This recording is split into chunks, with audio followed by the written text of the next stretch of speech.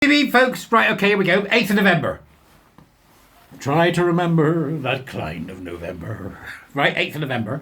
From Claire Page, No Secret Lesson Plans, on Twitter. Right, the links to the tweet is in the doobries. This should only be a short one, so I won't rattle on too long. Buy me a coffee, become warrior t-shirt, blah, blah, blah, right?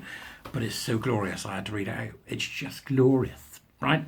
Okay, so today, this was the 8th of November, 23. Caroline FFF, which is Caroline Fisk Investigates, Caroline Fisk, of C for Women UK, which is another Conservatives for Women, which is another tweet handle there.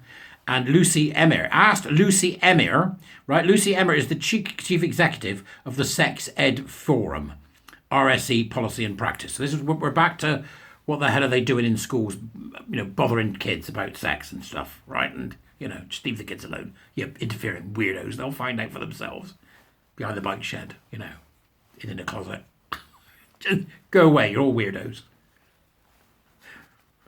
Weirdos, right? So, they asked a simple question about impartiality in RSHE on the issue of gender identity, which shouldn't be taught to children at all, by the way. As if I need to tell you that, right?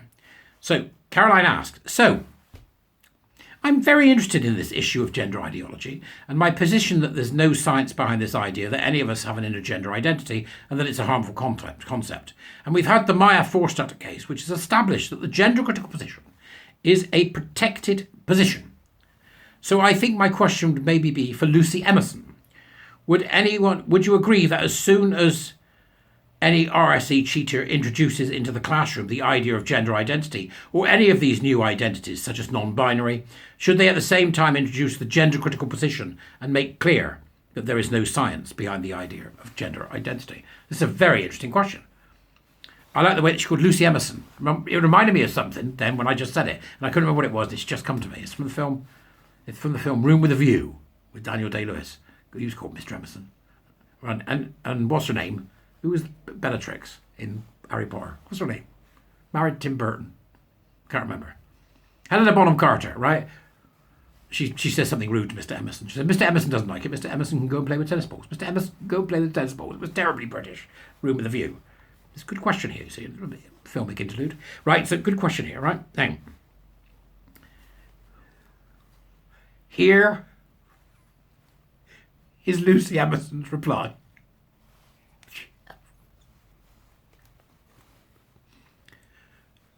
Thank you. Thank you for your question. I'd like to bring this back to children and young people and meeting their needs in the curriculum. That's code for I don't want to answer the question, by the way. I believe the government guidance is designed with that belief at its heart, and that is the objective that families and schools are also driving at. Shub said it then. Doesn't mean it. Who introduces what into the classroom? I guess children and young people come to the classroom in RSE a bit unlike any other subject, do they? In that they are influenced by so many things before they walk into school, and it's one subject where those outside experiences are particularly relevant, and there needs to be space to bring those and acknowledge them. What does any of this mean? Go read it, it's in the tweet, and then come back and watch me again. What does it mean? We need to acknowledge the families that children and young people come from, the faith of these families, the diversity of those families in terms of who their parents are, and their identity. We need to find ways of hearing children and young people's own language and vocabulary. And often it's very different to the educator's language. Young people are familiar with the terms around gender identity, and it's a language that is absolutely evolving. So I think just need to be a little bit cautious about the idea of introducing something, because the curriculum is primarily responsive to children and young people's needs. It should be well sequenced. It should equip children and young people with skills to manage the fact that their peers may have different opinions to them. And that's fine. And that's part of life. Isn't it? So the classroom isn't separate to that. It is a part of life. but having the skills to respectfully listen and to reflect and think, as well as to be introduced to good quality information about our health, about the law, learning to respect each other's views. These are the guiding principles in RSE.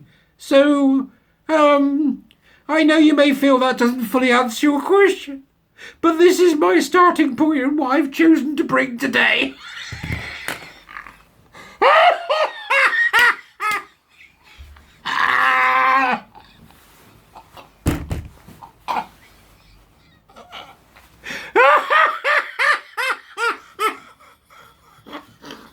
I've heard some twaddle in my life, but that's got to be up there, hasn't it? Eh? What a load of rubbish. Caroline tried again. Right? Good on, Caroline. Go on. Fisk investigates. Yeah, so I would agree, but would you agree that teachers should make clear that the gender critical position exists? I would just say a simple yes or no. It would be misleading not to introduce the gender critical position into the classroom. Would you agree with that?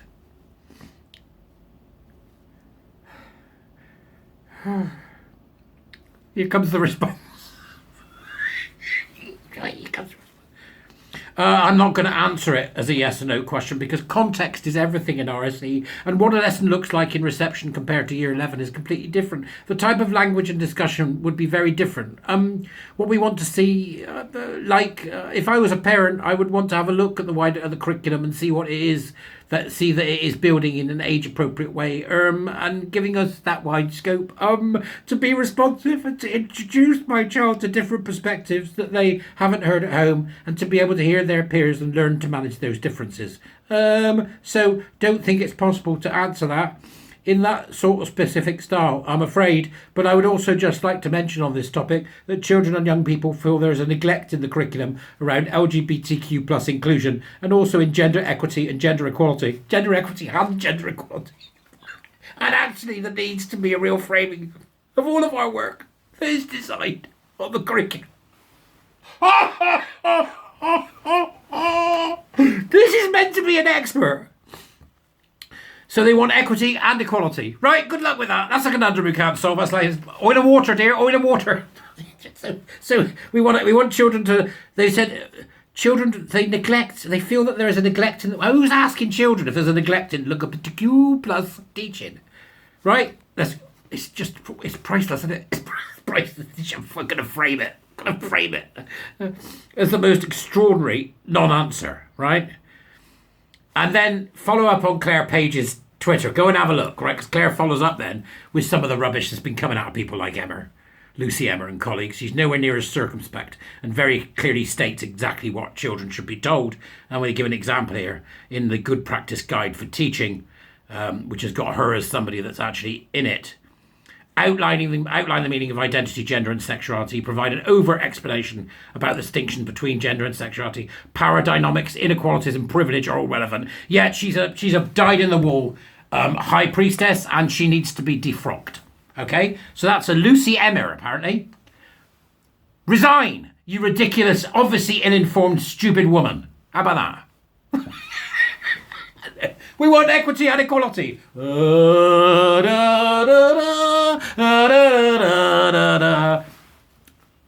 sending them round now, right?